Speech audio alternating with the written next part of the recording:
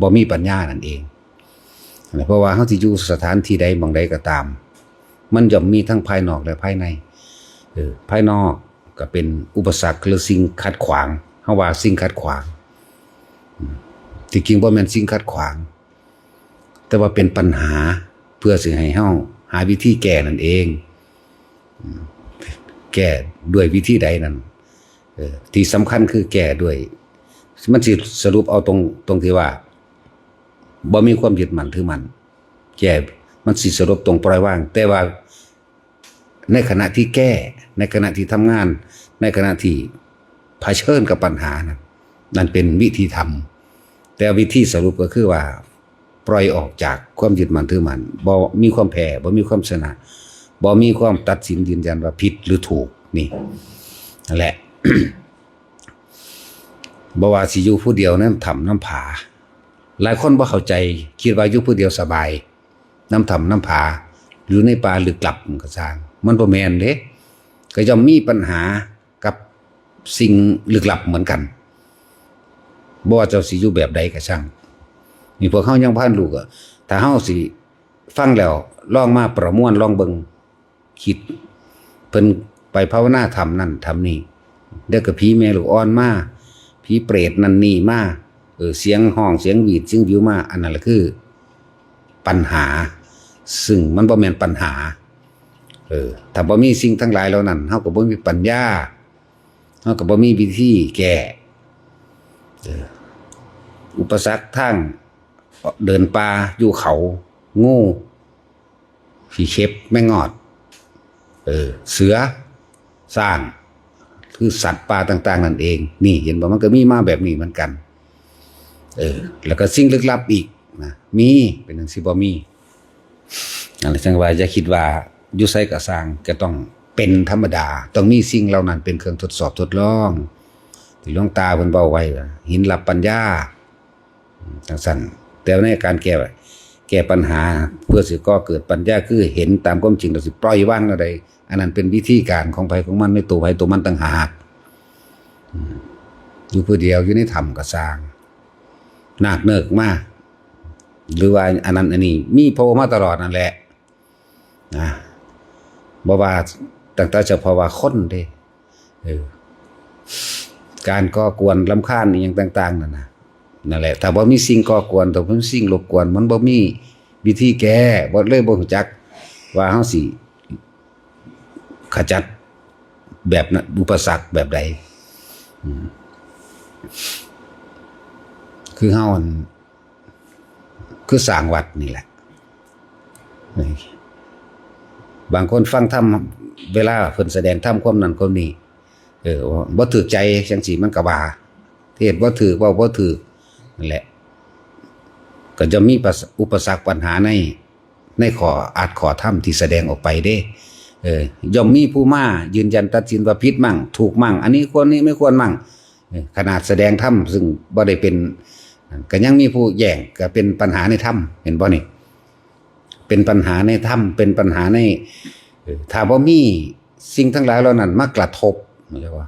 ปัญหาคือสิ่งกระทบเพื่อให้เกิดปัญญาเพื่อให้เกิดการแก้เพื่อให้เกิดความเห็นเพื่อให้เกิดความเบื่อหน่ายคลายกำหนัดเพื่อให้เกิดความ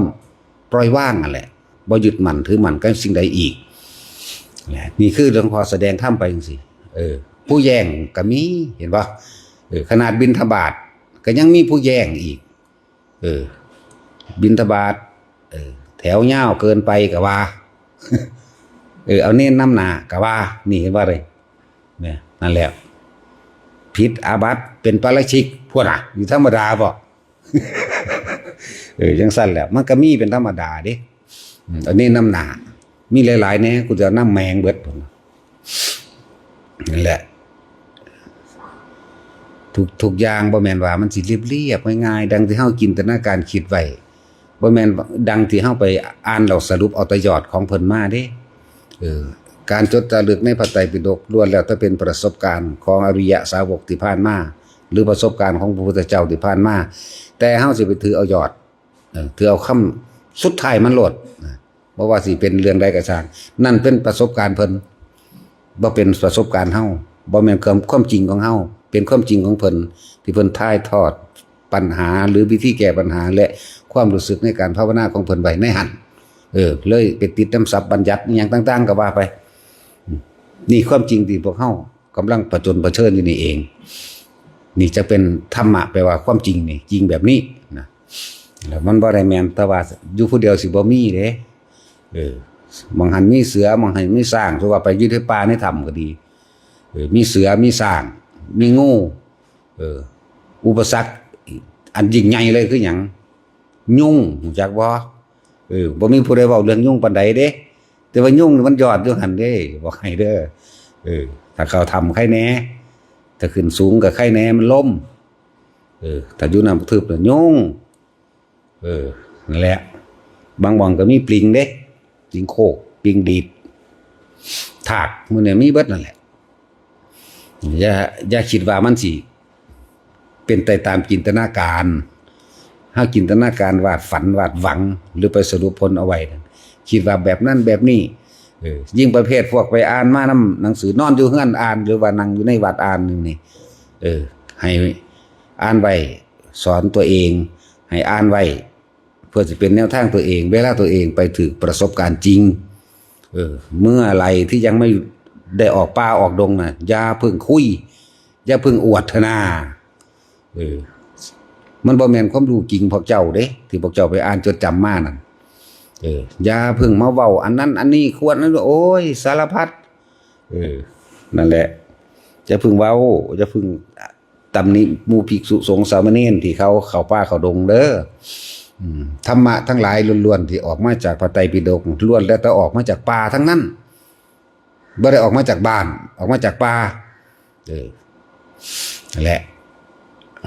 ภิกษุสมัยเก่าโบราณมาตะกี้ก็คือกันเดี๋ยวคนนั้นก็ไปฟ้องเรื่องนั้นเดี๋ยวคนนี้ก็ไปฟ้องเรื่องนี้นี่เอากันอยู่จังซั่นแหละเดี๋ยวภิกษุกับภิกษุก็ฟ้องกันเองอีกอยู่เพราะฉะนั้นฟ้องพระพุทธเจ้าเห็นบ่หลายอย่างนี่อย่าคิดว่ามันเป็นอิหยังจะต้องเรียบๆต้องบ่มีแนวมาขัดมาขวางบ่แม่นแต่บ่มีแนวมาขัดมาขวางมันสิฮู้ความจริงมันสิเห็นปัญญามันสิเฮ็ดให้เกิดความเบื่อหน่ายบ่สั่นตัวนั่นว่าแม่นตอนภายนอกเด้บางใดมีเสือบางใดมีสร้างนั่นคิดว่าอันบ่มีมันมีอยู่เด้อทั้งเสือทั้งสร้างแล้วงูนี่ครับบางป่าก็งูหลายอันนี้คือเรื่องภายนอกครับสมมุติว่าไปในป่าผู้เดียวก็ดีบ่สมมุติแล้วเฮาก็ไปเมาไปแห้งแล้วงูเห่าเห่าแขนนี่ธรรมดาบ่แต่ฝนตกมานั่นนี่เนี่ยก็งูเห่าแน่งูเหลือมแน่งูจงอางแน่งูจงอางห้องคือไก่นี่ก็ห้องเด้อกระเตอกอกนั่นว่าไก่หยังก็อยู่ตะมังเก่าถือว่าเคลื่อนที่ไปเบิ่งแล้วงูจังซี่ก็มีนั่นแหละแต่ว่าถ้ามันมีประสบการณ์บ่จะพึ่งเว้าอันพวกอ่านพวกจำพวกเว้าเก่งๆนั่นน่ะนั่นแล้ว ว่าสิ่งทั้งหลายแล้วนั่นเพิ่นถ้าเว้าคือหลวงตาเพิ่นว่าหินรับปัญญาเครื่องทดสอบปัญญาถ้าบ่มีปัญหาก็ไม่รู้ทางแก้และทางออกแต่ที่อยู่เรียบๆก็เลยบ่ฮู้จักว่าเจ้าของละอารมณ์หยังใดนะกว่าสิได้พระแต่ละองค์ขึ้นมาแสดงธรรมสอนโลกนี่มันบ่แม่นธรรมดาเด้แนะนำธรรมสอนโลกนี่แต่นั่นคือสิ่งที่เกิดขึ้นได้ยากที่สุดก็คือผู้เพิ่นรู้ธรรมเห็นธรรมนั่นแหละได้ธรรมออกมานำเสนอได้ธรรมออกมาแนะได้ออกมาตามความเป็นจริงโอ้ยมันยากกระดอกการสร้างวัดนี่ก็ยากไปอีกระดับหนึ่งเหมือนกันแต่ยังยากไปอีกระดับหนึ่งแต่จังว่าพวกอ่านมานั่นน่ะอยู่น้ำผัวอยู่น้ำเมียยังออกจากหูเหี่ยวว่าอันใดนั่นน่ะจะพึ่งแสดงจะพึ่งมาตำหนิภาษาหากินเลี้ยงกันอยู่นั่นยังหวงผัวหวงเมียอยู่นั่นจะมันสิคุยยังติดหนี้อยู่นั่น แม่นว่าล่ะยังติดหนี้อยู่จะสิคุยหลายยังเป็นหนี้เป็นสินอยู่นี่นั่นแหละเดี๋ยวศาสนาพุทธกำลังมีไผยังบ่เข้าใจมาถกมาเถียงกันอยู่บ่มีฮอดบ้านสิอยู่หรอโอ้ยผู้นั้นผิดผู้นี้ถูกผู้นั้นอวดผู้นั้นเก่งผู้นั้นเรียนบาลีผู้นี้บ่เรียนบาลีผู้นั้นจบนักธรรมผู้นี้บ่จบนักธรรมโอ้ อ้ยยังแม่นอีหยังกันเขามาบุกบ้านเผาบ้านเจ้าของแล้วยังบ่รู้เรื่องหยังอยู่พวกนั้นก็เลยเป็นเรื่องเป็นความเป็นขึ้นเป็นศาลปานนั้นว่าศาสนาพุทธว่าศาลเลยมีฮอดพุทธแท้พุทธเทียมเอาไปเอามาจังมันหยังบุมันแต่ละมันบ่เข้าใจอีหยังจักอย่างล่ะอันนั้นแหละตราบใดที่ยังถกเถียงเอาแพ้เอาผิดและเอาชนะกันอยู่ตราบนั้นยังบ่ได้ถึงหยังเลยล่ะเฮาก็ตัดสินได้คือกันล่ะบ่ถึงหยังเลยสิเอาแพ้เอาผิดเอาชนะเอาจริงเอาปลอมหยังกันแทนที่สินั่นกันจึงบอกว่าถ้าความเสื่อมที่เสื่อมเกิดขึ้นจากบุคคลโดยภายในก่อนภิกษุสงฆ์เป็นที่หนึ่งยอดก็คือภิกษุสงฆ์แต่ภิกษุสงฆ์บ่มีธรรมบ่มีวินัยตามความเป็นจริงแล้วก็เสื่อมมาจากยอดบ่มีผู้ฝึกหัดปฏิบัติแล้วนะพากันเฮ็ดไปทั่วไปทีบนั่นแหละทั้งว่ามันบ่แม่นของง่ายปานใดดอกแล้วก็บ่แม่นของยากบ่ยากแล้วก็บ่ง่ายหลายอย่างคือดอกนั่นแหละจังว่าเว้าให้ฟังว่าที่เพิ่นไปอยู่ป่าอยู่ดงผู้เดียวบ่แม่นว่าเพิ่นบ่มีเพิ่นก็มีคือกันปัญหาภายนอกอันดับหนึ่งคือยุ่งรู้จักว่ายุ่งเด้อนี่ยุ่งเลยไปหม้องใดก็มียุ่งกันน่ะบางหม่องก็มีเสือมีสร้างประเภทงูมันมีอยู่เป็นปกติประเภทผีลึกลับอีกก็ยังมีอีกนั่นมันมีอยู่ซุหม่องเด้เฮาสิคิดว่ามันบ่มีซั่นติบัดผู้เพิ่นดีแล้วก็บ่เป็นปัญหาก็ได้เว้ากับคนคือเก่าคนใดล่ะคนลึกลับนั่นแหละผู้เพิ่นบ่อยากมาเว้ากับอันพวกคนมนุษย์นี่เพิ่นก็ได้เว้ากับคนท่านพุ่นล่ะอีกพวกหนึ่งคือกันบ่แม่นว่าบ่มีเดี๋ยวก็เทวดาสั่นนั่นกลุ่มนั่นหมู่เหล่านั้นมาขอฟังธรรมเดี๋ยวก็พญานาคกลุ่มนั้นเหล่านั้นมาขออาศัยพึ่งพาเดี๋ยวก็ผีเดี๋ยวก็เปรตเดี๋ยวก็หยังละต่างๆสารพัดมาขอพึ่งพาก็ได้คุยก็ได้บอกก็ได้สอนเด้นั่นอย่าคิดว่าเพิ่นบ่มีเด้นั่นแหละนี่พวกเฮาภายนอกเนี่ยภายนอกก็มีกับภายนอกนี่มีกับคนมีกับหมูกับหมานี่ล่ะเฮาก็เลยแม้นว่าสั่นหมาหอนหมาเห่าอยู่เว้กว่าคือแต่ละมื้อก็เลยเนาะมีทั้งคนมีทั้งหมานั่นแหละมีทั้งเปรตพวกเฮาเปรตดิบผีกับผีดิบบ่แม่นผีสุกผีดิบเปรตดิบปากหมาภาษาคนว่าเป็นธรรมดาแล้วเนาะนั่นแหละคืออินทร์ปัญญาเป็นเพิ่นแก้ว่าเฮาสิวางจิตวางใจแบบใดอย่ามองโลกสวย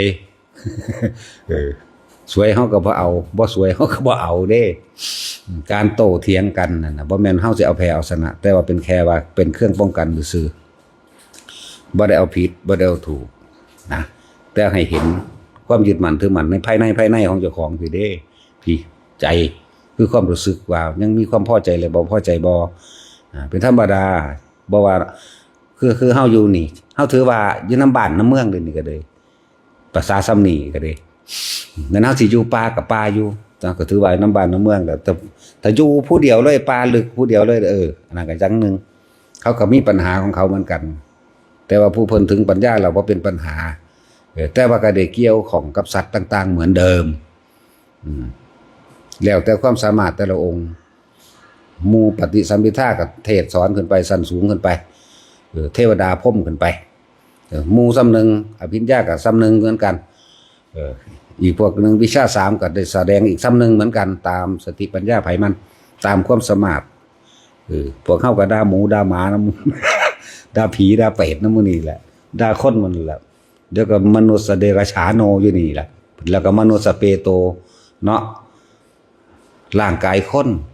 ใจเป็นสัตว์เดรัจฉานเหมือนกับว่าหมามันมีหน้าที่เฮาเห็นบ่มนุษย์เปโตเปรตมันมีหน้าที่เอาลักโลภแม่นบ่ล่ะมนุษย์นิรยาโตพวกผ่านอย่างไงพวกบ่จักผิดจักถูกจักดีจักเลวนั่นแหละมันก็มีให้แก้ปัญหาเป็นธรรมดานะเฮาบ่รังแกเบียดเบียนไผแต่ว่าเฮาก็บ่ยอมให้ไผมารังแกเบียดเบียนเฮาเหมือนกันปล่อยว่างกับปล่อยปละละเลยเป็นคนละอย่างกันอยู่เด้อนั่นแหละวางจิตให้มันเป็นคือบอกนั่นแหละเนาะขาเอาบุญก็มีเด้ เอาพ่อ